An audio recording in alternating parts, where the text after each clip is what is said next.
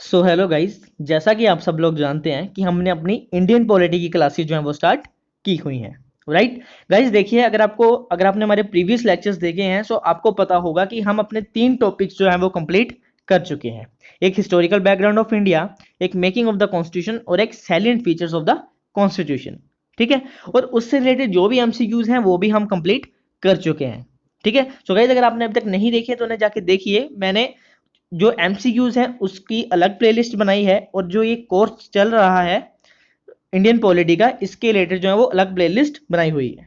ठीक है, सो ऐसी कोई कंफ्यूजन वाली बात नहीं है। आप पहले जो कोर्स वाली प्लेलिस्ट है इस पे आइए। ठीक है, एक चैप्टर एक टॉपिक को कंप्लीट कीजिए और फिर उसके बाद उसके एमसीक्यूज जो है अलग प्लेलिस्ट में है, वहां पे जाके उसे देखिए। ठीक है, सो आज का जो लेक्चर है वो मैंने आपको बताया था कि हम चाहे प्रियम्बल है, फंडामेंटल राइट्स है, डीपीएसपी है, इन्हें क्या करेंगे, अच्छे से जो है वो पढ़ेंगे। ठीक है, सो प्रियम्बल जो है, राइट, सो प्रियम्बल जो है आज हम इसके रिगार्डिंग जो है वो पढ़ने वाले हैं। ठीक है, हालांकि थोड़ा बहुत आपको पता होगा कि प्रियम्बल क्या है, क्या चीज है, बट आज हम इसे अच्छे से पढ़ेंगे। ठीक है, और ये प्रियम्बल का जो है पार्ट 1 रहने वाला है। जिस तरह से हमने अपने प्रीवियस जो टॉपिक्स कंप्लीट किए हैं पार्ट वाइज, ये भी हम पार्ट वाइज जो है इसे कंप्लीट करेंगे। ठीक है, तो चलिए देखते हैं। पहला कहता है the term preamble refers to the introduction और प्रीफेस टू द कॉन्स्टिट्यूशन। ठीक है, देखिए गाइस, सिंपल सी बात है, अगर आपने कोई बुक देखी होगी तो आपने सबसे पहला जो उसका पेज देखा होगा वो उसका इंट्रोडक्शन है, उसका प्रीफेस होता है। ठीक है, तो सेम प्रियम्बल भी क्या है, एक इंट्रोडक्शन है या प्रीफेस है, किसका, कॉन्स्टिट्यूशन का। ठीक है, जिस तरह उसमें लिखी होती है चीजें कि इस चीज में, इस बुक में क्या क्या चीजें रहने वाली हैं, उसका इंट्रोडक्शन दिया होता है जिस तरह से। ठीक है, उसी तरह से जो है वो एक प्रियम्बल है, किसका, कॉन्स्टिट्यूशन का प्रीफेस या इंट्रोडक्शन। ठीक है, और अगर आपको याद हो तो मैंने आपको चीज बताया था कि कॉन्स्टिट्यूशन बनने के बाद जो है प्रियम्बल को बनाया गया था। ठीक है, so it contains the summary और एसेंस ऑफ द कॉन्स्टिट्यूशन। ठीक है, क्या कंटेन करता है, एक समरी या एसेंस जो है वो कंटेन करता है किसकी, कॉन्स्टिट्यूशन की। ठीक है, अगर मैं बात करूं कि फर्स्ट टाइम प्रियम्बल को किसने इनकॉर्पोरेट किया था अपने कॉन्स्टिट्यूशन में, तो वो कौन है, अमेरिका। ठीक है, so first time America incorporated preamble in its constitution. ये अपने चीजें याद रखनी है। ठीक है, चलिए अगला देखते हैं। The preamble to the Indian constitution is based on the objective resolution. देखिए ये चीज आपको मैंने पहले भी बताई थी कि जो प्रियम्बल है, ठीक है, जो प्रियम्बल है वो क्या है, वो किस चीज पे बेस है, जो ऑब्जेक्टिव रेजोल्यूशन है, किसके द्वारा पास मूव किए गए थे, जवाहरलाल नेहरू जी के द्वारा जो मूव किया गया था ऑब्जेक्टिव रेजोल्यूशन, प्रियम्बल उस चीज पे बेस है। ठीक है, मतलब कि ऑब्जेक्टिव रेजोल्यूशन का एक मॉडिफाइड वर्जन क्या है, प्रियम्बल है। ठीक है, ये चीज मैंने आपको बताई थी। ठीक है, अब कुछ डेट्स हैं यहाँ पे, दो आपको याद रखनी है। देखिए, जो ऑब्जेक्टिव रेजोल्यूशन ड्राफ्ट और मूव किया गया था जवाहरलाल नेहरू जी के द्वारा, ये कौन सी डेट को किया गया था, दिसंबर 13 1946। ठीक है, और कॉन्स्टिट्यूएंट असेंबली द्वारा इसे कब अडॉप्ट किया गया था, जनवरी 22 1947 को। ठीक है, सो ये दो डेट्स आपने याद रख लेनी है कि ऑब्जेक्टिव रेजोल्यूशन कब मूव किया गया था, दिसंबर 13 1946। ठीक है, किसके द्वारा, जवाहरलाल नेहरू जी के द्वारा, और कब अडॉप्ट किया गया था, that is January 22 1947 by the constituent assembly.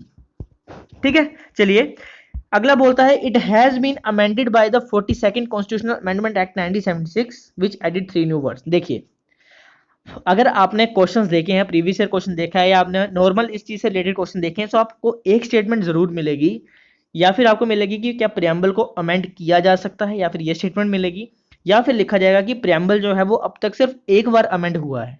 ठीक है, तो अगर ऐसी स्टेटमेंट आ जाए तो आप क्या कहेंगे, वो स्टेटमेंट सही है या गलत है।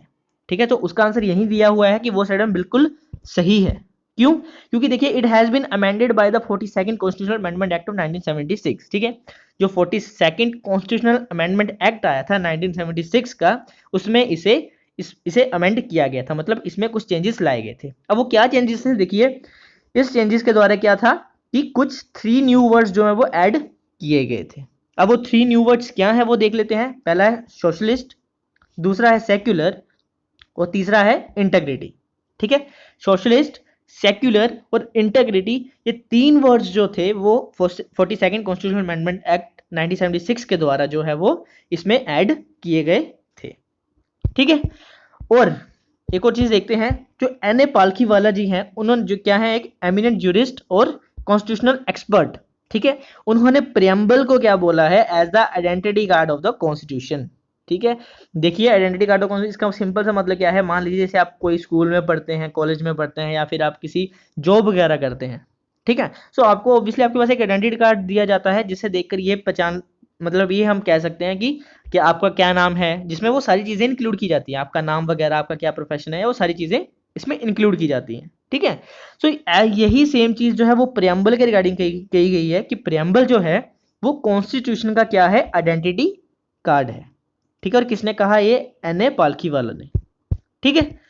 तो चलिए आगे देख लेते हैं हम, जो प्रियम्बल है वो किस तरह से मतलब वहां पे मेंशन किया गया है। देखिए the constitution of India preamble, ठीक है। अब उसमें क्या चीजें लिखी गई हैं वो चीजें यहाँ पे अच्छे से देख लेते हैं, ठीक है।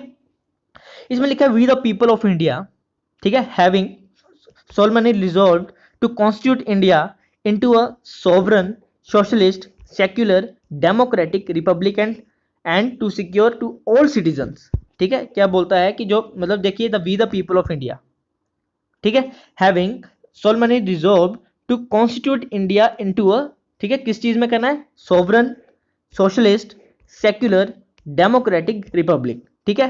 और सिक्योर करना है हमारे सारे सिटीजन्स को, and to secure all it citizens justice, उनके क्या जस्टिस, चाहे वो किस लेवल पे, सोशल, इकोनॉमिक, पॉलिटिकल, ठीक है, उनकी liberty of thought, expression, belief, faith and worship, ठीक है, equality of status and of opportunity to promote among them all, ठीक है, and fraternity assuring the dignity of individual and the unity and the integrity of the nation, ठीक है। सो ये सारी चीजें हैं, ये सारे देखिए इन सारे जो वर्ड्स हैं, जो सोवरन, सोशलिस्ट, सेक्युलर, इन सब का हम आगे अच्छे से पढ़ेंगे कि सोवरन क्या होता है, सोशलिस्ट क्या होता है, सेक्युलर क्या होता है, ठीक है। ये सारे जो वर्ड्स हैं इनका हम आगे मतलब समझेंगे, ठीक है। और यही है कि अगर आप ये जितने भी वर्ड्स हैं इनका मतलब अगर आप समझ जाते हैं, ठीक है, तो मैं क्या कहूंगा कि आपको जो कॉन्स्टिट्यूशन के रिगार्डिंग है बहुत सी चीजें जो है वो समझ आ जाएंगी, ठीक है। और लास्ट में क्या लिखा है, date in our constituent assembly this 26th day of November 1949 do hereby adopt, enact and give to ourselves this constitution, ठीक है। कब की बात की गई है, 26 नवंबर 1949 को क्या करते हैं हम, इसे अडॉप्ट करते हैं, इनेक्ट करते हैं, और इस कॉन्स्टिट्यूशन को हम खुद को जो है वो देते हैं, क्या खुद को सौंपते हैं, ठीक है। सो ये चीजें जो हैं वो क्या है, प्रियम्बल में ऊपर लिखी गई हुई हैं, ठीक है। सो हम पहले इसके कंपोनेंट्स देख लेते हैं, जो यहाँ पे चीजें लिखी थी उसमें क्या क्या चीजें, क्या क्या उसका चीजें हैं वो हम चीजें देख लेते हैं। देखिए पहले बोलता है कंपोनेंट्स ऑफ द प्रियम्बल। देखिए जो सोर्स ऑफ अथॉरिटी है ऑफ द कॉन्स्टिट्यूशन वो कहां से आती है, पीपल ऑफ इंडिया से, ठीक है। याद रखिएगा जो source of authority of the constitution है वो कहां से आती है, पीपल ऑफ इंडिया से, ठीक है। अगर जो आपने वर्ड्स पढ़े ऊपर sovereign, socialist, secular, democratic, Republic, ये क्या है, ये है नेचर ऑफ इंडियन स्टेट, ठीक है। क्या है, नेचर ऑफ इंडियन स्टेट, ठीक है। Justice, liberty, equality and fraternity, ये क्या है, सारी की सारी चीजें ऑब्जेक्टिव्स हैं किसके, कॉन्स्टिट्यूशन के, ठीक है। और date of adoption of the constitution हमने आपको बताई, डी है 26 नवंबर 1949, ठीक है। सो ये कुछ कंपोनेंट्स है जो आपने देख लेने हैं, जो आपने ऊपर वर्ड्स पढ़े ना, सो इससे आपको पता चल जाएगा कि ये क्या क्या चीजें जो है वो शो करता है, ठीक है। प्रियम्बल के क्या क्या कंपोनेंट्स है, वो चीजें क्या क्या चीजें शो करता है, वो आपने चीजें देख लेनी है, ठीक है। चलिए अब मैं आपको जो है वो कीवर्ड्स जो दिए हैं प्रियम्बल में, जो ऊपर सोवरन हो गया, सेक्युलर हो गया, ठीक है। सो ये कुछ वर्ड्स हैं, ये हम देख लेते हैं कि इसका क्या मतलब है, ठीक है, और कब ये ऐड किए गए थे, ठीक है। चलिए सबसे पहले हम सोवरन के बारे में देखते हैं। देखिए सोवरन का मैंने आपको सिंपल सा मतलब बताया था, that free from any rule, ठीक है। अब आपको ये चीज तो पता है, ये चीज तो आपको पता है कि फ्री फ्रॉम एनी रूल, आपने ये चीज तो सुनी थी। अब इसको हम अच्छे से देख लेते हैं एक्सप्लेन करके, ठीक है। देखिए the word sovereign implies that India is neither a dependency nor a dominion of any other nation, ठीक है। कहता है कि इंडिया जो है वो ना ही तो किसी और पे डिपेंड है, ना ही तो किसी और देश पे डिपेंड है, और ना ही किसी अदर नेशन का क्या है, डोमिनियन है, ठीक है, बट एन इंडिपेंडेंट स्टेट, ठीक है। मतलब कि जो हमारा भारत है वो किसी और देश पे डिपेंड नहीं है, हम जो है वो क्या है, एक इंडिपेंडेंट स्टेट है, और यही सोवरन का मतलब होता है, ठीक है। There is no authority above it, ठीक है, इसके ऊपर जो है वो कोई भी अथॉरिटी नहीं है, और इंडिया जो है वो फ्री है क्या, अपने ओन अफेयर्स को कंडक्ट करने के लिए, चाहे वो इंटरनल अफेयर्स हैं, चाहे वो एक्सटर्नल अफेयर्स हैं, वो सारे के सारे जो है वो खुद कंडक्ट कर सकता है। हम किसी पे डिपेंड नहीं है, हम क्या है, एक इंडिपेंडेंट स्टेट है, इसी का मतलब है सोवरन, ठीक है। तो ये चीज आप याद रखिएगा, आई होप आपकी चीजें अच्छे से समझ आई होंगी, ठीक है।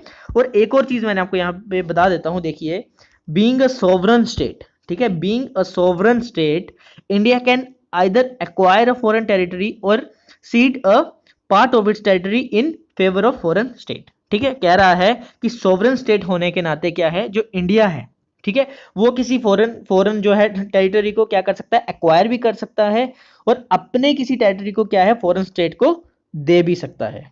ठीक है, अब देखिए, अगर आपको याद हो, ठीक है, तो मैंने आपको एक चीज पहले बताई थी, ठीक है, और आपने इस चीज में कंफ्यूज नहीं होना है। वो चीज क्या थी, देखिए, मैंने आपको बताया था कि जो फेडरेशन की बात जो की गई थी ना, ठीक है, फेडरेशन की बात की गई थी, ठीक है, अगर आपको याद हो तो मैं बताया था कि फेडरेशन वर्ड जो है तो वो तो कहीं कॉन्स्टिट्यूशन में यूज नहीं किया गया, पहली चीज। ठीक है, सो क्या कहा गया था कि इंडिया जो है वो क्या है, यूनियन ऑफ स्टेट है। ठीक है, मतलब कि जितने भी स्टेट्स हैं उनके बीच कोई एग्रीमेंट एज सच नहीं है। ठीक है, एक तो ये चीज थी। दूसरी चीज बोली गई थी कि किसी भी स्टेट को राइट नहीं है इंडिया से अलग होने का। ठीक है, क्या किसी भी स्टेट को राइट टू सिसीड नहीं है। ठीक है, ये चीज अगर आपको याद हो तो मैंने आपको बताई थी। ठीक है, तो यहां पे आपको कंफ्यूज नहीं होना है। क्यों? क्योंकि देखिए, वहां पे अगर स्टेट खुद चाहे तो वो अलग नहीं हो सकती। अगर कोई स्टेट खुद चाहे इंडिया टेरिटरी से अलग होना तो वो नहीं हो सकती, लेकिन अगर इंडिया चाहे किसी अपनी टेरिटरी को किसी फॉरेन स्टेट को देना तो इंडिया वो है वो उसे दे सकता है। ठीक है, सो दोनों की दोनों चीजें जो है वो अपनी जगह सही है, कि स्टेट अगर खुद अपनी मर्जी से चाहे तो वो अलग नहीं हो सकती, पहली चीज। ठीक है, और दूसरी चीज क्या है, अगर इंडिया चाहे किसी अपनी अपनी टेरिटरी को अलग करना, ठीक है, किसी फॉरेन स्टेट को देना, तो वो दे सकती है। ठीक है, तो ये चीजें आपने याद रखनी है, इस चीज में कंफ्यूज नहीं होना है। ठीक है, और जो ये राइट टू सीड वाली बात है ये हम आगे पढ़ेंगे, जब हमारा चैप्टर आएगा हम उसमें आगे पढ़ेंगे। ठीक है, सो आई होप आपको सोवरन जो वर्ड है आपको समझ आया होगा। ठीक है, चलिए अगला वर्ड देखते हैं, सोशलिस्ट। देखिए, the term was added bye the 42nd amendment act in 1976। देखिए, मैं आपको पहले ही ऊपर ही बता चुका हूं कि 3 वर्ड ऐड किए गए थे, जिसमें से एक वर्ड क्या था, सोशलिस्ट। ठीक है, एक वर्ड क्या था हमारे पास, सोशलिस्ट। ठीक है, कब ऐड किया गया था इसे, 42nd अमेंडमेंट एक्ट इन 1976। ठीक है, अब सवाल यहां पे ये है, ठीक है, कि अगर इस वर्ड को 1976 में ऐड किया गया था और हमारा प्रियम्बल जो है वो तो काफी पहले हमने अडॉप्ट कर लिया था, तो क्या उस टाइम से लेके 1976 तक क्या हमारे यहाँ पे सोशलिज्म नहीं था? ठीक है, क्या हमारे यहाँ पे सोशलिज्म नहीं था, क्या हमने इसे बाद में अडॉप्ट किया? तो ऐसी कोई बात नहीं थी। ठीक है, अब देखिए, इसका जो है मैं आपको एग्जांपल दे देता हूं कैसे। देखिए, चाहे सोशलिस्ट वर्ड जो है वो यूज नहीं किया गया था, बट सोशलिज्म पहले से था। वो कैसे? देखिए, डीपीएसपी। ठीक है, डीपीएसपी तो हमारे पास तब से ही थे जब से प्रियम्बल जो हमने अडॉप्ट किया है।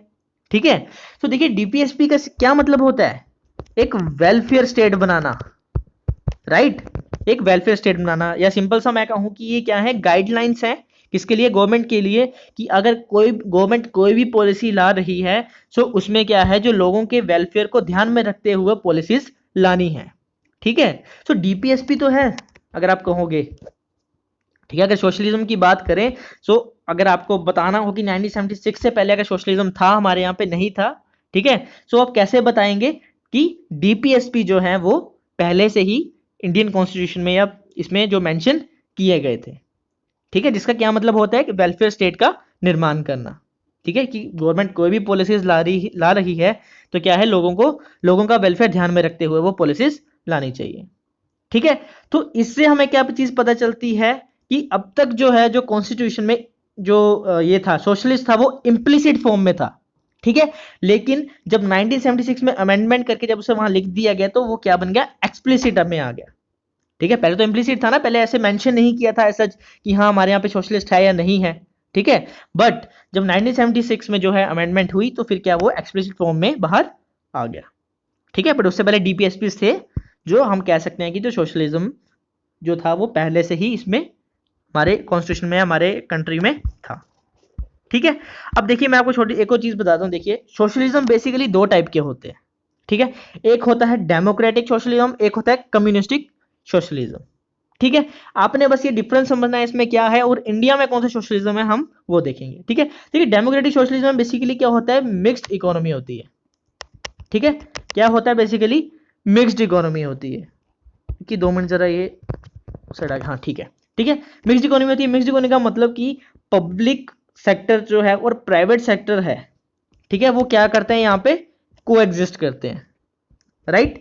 क्या है, जो पब्लिक सेक्टर है और जो प्राइवेट सेक्टर है वो क्या करते हैं, यहाँ पे दोनों के दोनों कोएग्जिस्ट करते हैं। और अगर मैं इंडिया की बात करूं तो इंडिया में क्या है, डेमोक्रेटिक सोशलिज्म है, ठीक है, ये चीज आपने याद रखनी है।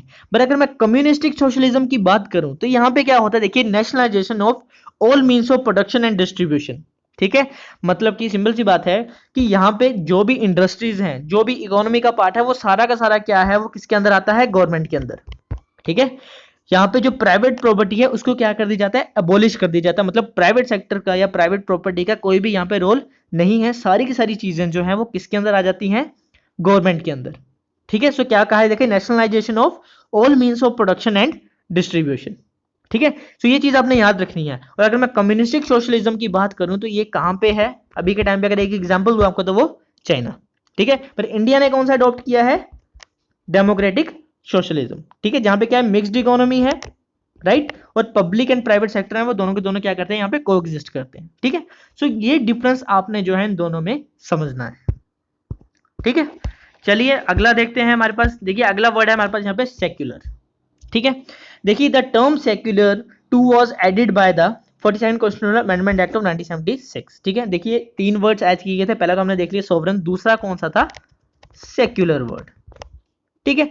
देखिए, जो सेक्युलर वर्ड है वो भी कब ऐड किया गया था, 42nd constitutional amendment act of 1976 में ऐड किया गया था, ठीक है। अब फिर से यहाँ पे यही सवाल उठता है कि इस जो सेक्युलर वर्ड है वो 42nd constitutional amendment act of 1976 में ऐड किया गया है। सो क्या इससे पहले जब हमारा कॉन्स्टिट्यूशन अडॉप्ट किया गया था तो क्या इससे पहले जो हमारी कंट्री है वो क्या सेक्युलर नहीं थी, क्या हमारे यहाँ पे सेक्युलरिज्म नहीं था? तो ये क्या है, गलत है कि सेक्युलरिज्म था, ठीक है। सॉरी, बिल्कुल था। और इन 1974 में सुप्रीम कोर्ट ने भी यही चीज कही गई थी कि जो हमारा कॉन्स्टिट्यूशन है एकदम वैसा ही है, कि जो हमारे फ्रेमर्स है जिन्होंने कॉन्स्टिट्यूशन बनाया है उन्होंने यही सोचकर बनाया है कि वो एक सेक्युलर कंट्री चाहते थे, ठीक है। सुप्रीम कोर्ट ने भी 1974 में ये बात कही है, ठीक है। अब सेम यही चीज है कि जिस तरह मैंने आपको सोवरन का बताया कि क्या प्रमाण है ऐसा कि हमारा जो कंट्री है वो सोवरन है, या क्या ऐसा मतलब हमारे पास प्रमाण है कि हमारा जो कंट्री है वो क्या है, सोशलिस्टिक है।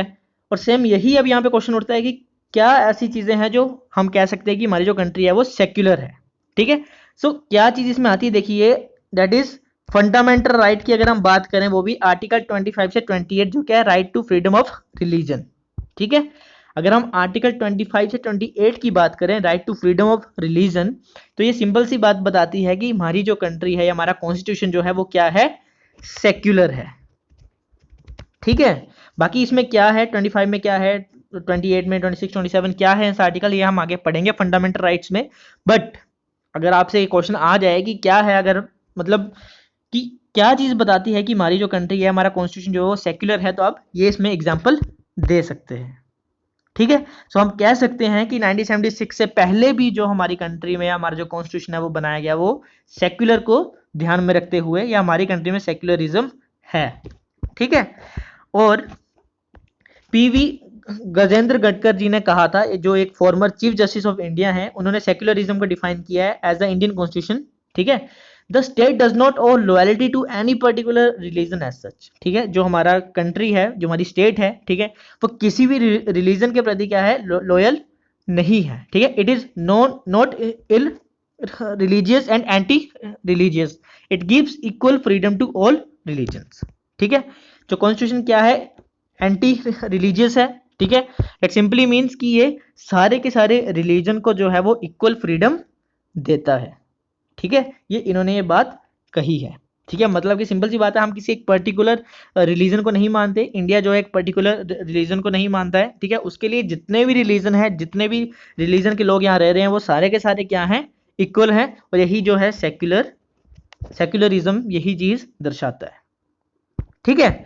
सो आई होप कि आपको आज की चीजें पसंद आई होंगी, ठीक है। आज हम सेक्युलर तक ही रखेंगे, बाकी आगे के जो फीचर्स हैं, जो आगे के जो इसमें वर्ड्स दिए हुए हैं, ठीक है, जो कीवर्ड्स हैं वो हम आगे के लेक्चर में, आगे के पार्ट में पढ़ेंगे, ठीक है। सो आई होप आपको आज के जितने भी मैंने आपको चीजें समझाई हैं आपको समझ आई होंगी, ठीक है। मैंने एकदम सिंपल तरीके से आपको समझाई है, लेकिन फिर भी अगर आपको कुछ चीजें समझ नहीं आई तो कमेंट सेक्शन में लिख दीजिएगा कि क्या चीज आपको समझ नहीं आई। ठीक है, तो तब तक के लिए अपना ख्याल रखें। वीडियो अगर पसंद आया तो लाइक करिएगा, नहीं पसंद आया तो डिसलाइक करिएगा, कोई दिक्कत नहीं है, बट कमेंट सेक्शन में लिखिएगा क्या चीज़ पसंद नहीं आई। ठीक है, तब तक के लिए अपना ख्याल रखें। Bye bye, take care.